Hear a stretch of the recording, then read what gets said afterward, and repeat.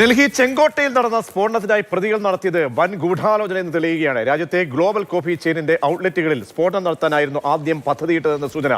ഗാസയിലെ ഇസ്രായേൽ സൈനിക നടപടിക്ക് സ്ഫോടനങ്ങളിലൂടെ മറുപടി നൽകാനാണ് പ്രതികൾ ആഗ്രഹിച്ചത് എന്നും വിവരങ്ങൾ ലഭ്യമാവുകയാണ്. ബി ബാലഗോപാലുണ്ട്. ബാലു, അങ്ങനെയുണ്ടെങ്കിൽ ഈ ആസൂത്രണത്തിന്റെ വ്യാപ്തി കൂടുകയാണ്.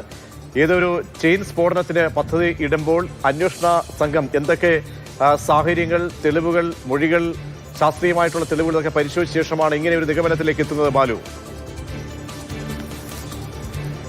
പ്രതീക്ഷ, ഈ ചെങ്കോട്ട സ്ഫോടനവുമായി ബന്ധപ്പെട്ട കേസ് അന്വേഷിക്കുന്ന അന്വേഷണ സംഘത്തിനാണ് നിർണായകമായ ചില മൊഴികൾ ഇപ്പോൾ ഈ കസ്റ്റഡിയിലുള്ളവരിൽ നിന്ന് ലഭിച്ചിരിക്കുന്നത്. ഇത് പ്രകാരമാണ് കഴിഞ്ഞ 4 വർഷമായി ഈ സ്ഫോടനത്തിനുള്ള ഗൂഢാലോചന നടന്നിരുന്നു എന്നതിനെ സംബന്ധിച്ചുള്ള സുപ്രധാനമായ വിവരങ്ങൾ ഇപ്പോൾ ഈ അന്വേഷണ ഏജൻസികൾക്ക് ലഭ്യമാകുന്നത്. അതിൽ ഏറ്റവും പ്രധാനപ്പെട്ട കാര്യം, ഈ രാജ്യത്തെ ഗ്ലോബൽ കോഫി ചെയിനിന്റെ ഔട്ട്ലെറ്റുകളിൽ സ്ഫോടനം നടത്താൻ വേണ്ടി ഈ സംഘം ആലോചിച്ചിരുന്നു, അതിനുവേണ്ടിയുള്ള പദ്ധതികൾ തയ്യാറാക്കിയിരുന്നു എന്നതാണ് ലഭിക്കുന്ന വിവരം. ഈ ഗാസയിലെ ഇസ്രായേൽ സൈനിക നടപടിക്ക് സ്ഫോടനങ്ങളിലൂടെ മറുപടി നൽകുക എന്നതായിരുന്നു ഈ ഗ്ലോബൽ കോഫി ചെയിൻ ഔട്ട്ലെറ്റുകളെ ലക്ഷ്യം വയ്ക്കാനുള്ള പ്രധാന കാരണമായി എന്നാണ് ഈ അന്വേഷണ സംഘത്തിന് ഇപ്പോൾ ലഭിച്ചിരിക്കുന്ന മൊഴികളിൽ നിന്ന് വ്യക്തമാകുന്നത്.